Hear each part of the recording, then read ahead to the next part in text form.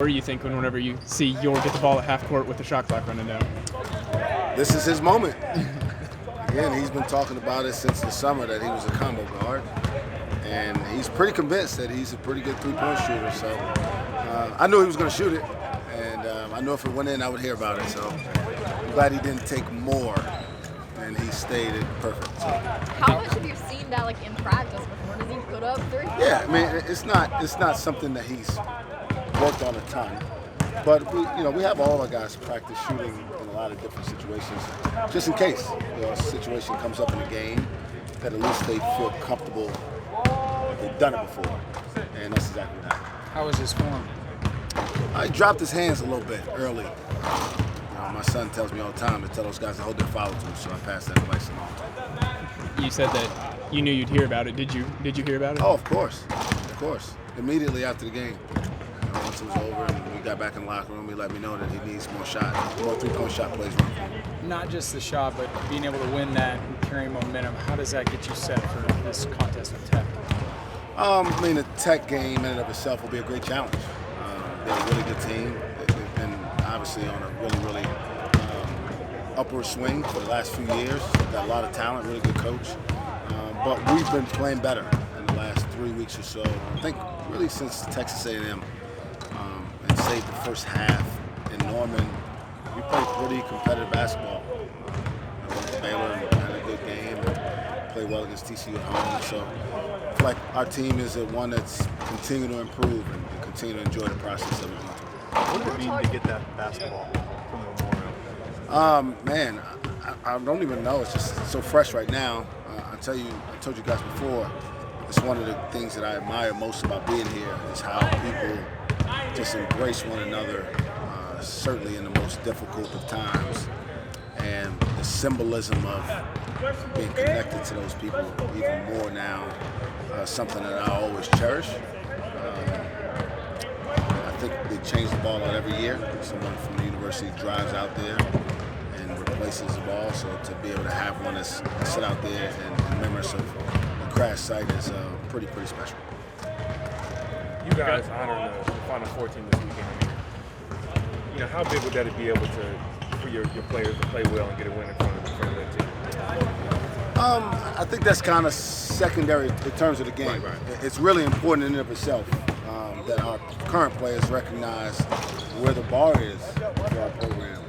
I know that probably sounds absurd because we hadn't had a whole lot of postseason success recently, but that team with Coach Sutton at the lead really let people know that Oklahoma State can be a national contender. And I want these young guys who will be around here for a few years to understand where we're trying to take this thing back to. When we talk about getting us back to competitiveness from a national standpoint, that's what we're talking about.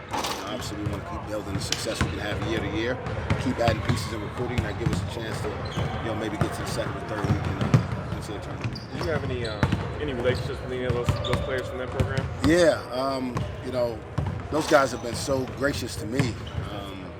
In a lot of ways, it doesn't even feel like super normal because, I was so much younger than all of them, right? And I come in here and I don't have a whole lot of a resume to speak to, but Randy Rutherford and obviously Big Country, Keontae Roberts, those guys have been around and been really supportive since day one. And I really appreciate that they've allowed me to lead the program that obviously they put a lot of time into, and it's a great honor. Where'd the idea for the throwback uniforms come from? Not me. Obviously, I think this is the year, the 25th year anniversary, something to kind of honor them for. But I'm not smart enough to think of those type of things.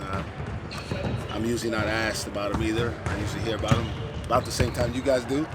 And I usually don't have much veto power either. So as much as people think I'm in charge around here, I usually just follow instructions most of the time. What do you think about the look of them? I haven't seen them. Yet, so I'm pretty excited. On game day too, huh? Yeah. Uniforms are something that I try not to get too involved with. It's a players' game. It's for the fans and for recruits. And so whatever the young guys think is cool and whatever will help us continue to attract great talent is something I'm going to be on board with. Will any of those members of the 95 team speak to your team before the game?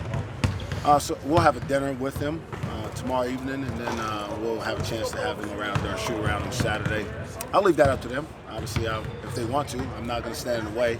But I want to try to keep it as normal as possible. It's an opportunity for our fans more so to acknowledge the accomplishments, and for us as a program to remember, hey, there was a time, right? This program was expected to have success, and it's our job now to get us back there. What do you think has been working better for JL's offense in these last couple of games? I think he's finally gotten comfortable in what his role is in some ways, and not overthinking whether he has to make every shot or not make a mistake. And when you get to that point where you have freedom of your mind, it makes the game easier.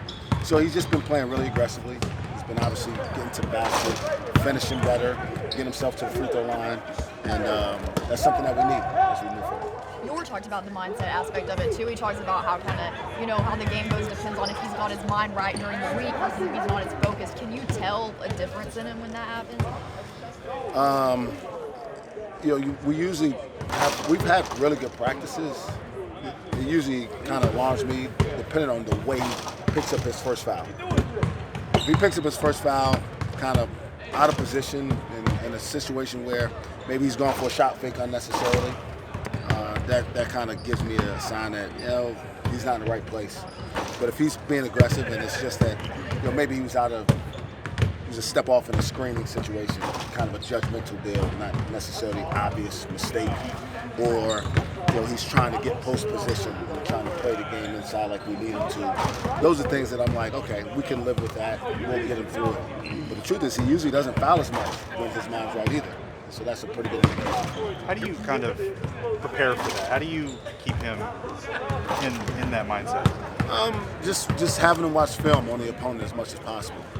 He's been a guy coming in this year that's been marked a little bit higher on the scouting report. That teams are trying to attack more from their defense, from their offensive standpoint. And for him, it's just trying to get him to see it as much as possible, trying to simulate it in practice. And then at the end of the day, when the ball goes up, he's got to go play the game the right way. And it's not a whole lot of help for him. Is there any extra steps you've taken to kind of keep him on the floor? We've watched our matchups some.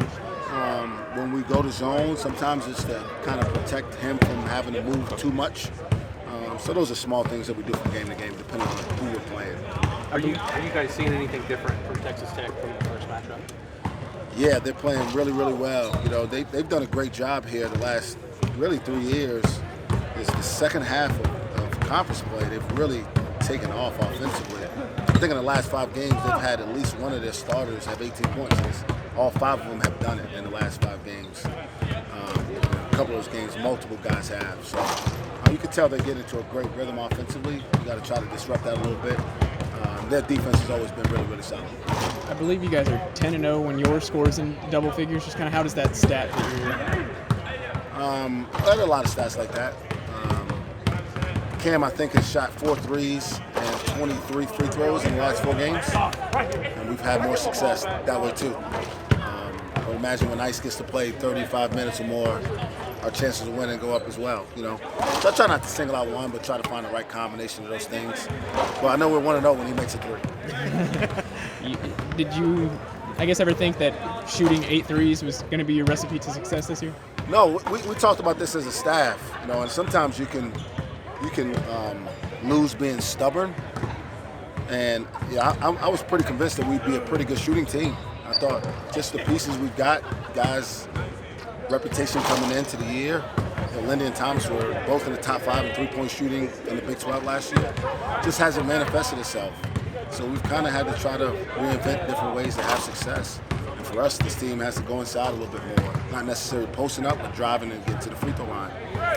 And when we do that, which we've done in most of the games we've had success, our numbers are much better offensively. Now, sometimes the criticism is of our offense that we're not moving the ball. Well, we are. Sometimes if shots don't fall, right, the end result is really what most people see. Either shots go in or they don't, and that's how they determine whether offense is good or not. What we look at is the process that we're going with. We feel like we're in a pretty good groove right now. do you take comparisons from your team from the last Tech game into this game, or is this a completely different kind of time of the year for you guys? There's definitely some positive and negative things that we can build from or learn from. It winds up being a blowout. It's a 6-point game at halftime. We get a stop and score to start the second half. It's a 4-point game, basically the second possession of the second half. And they went on a run, and it mostly was due to our poor offensive execution and their transition.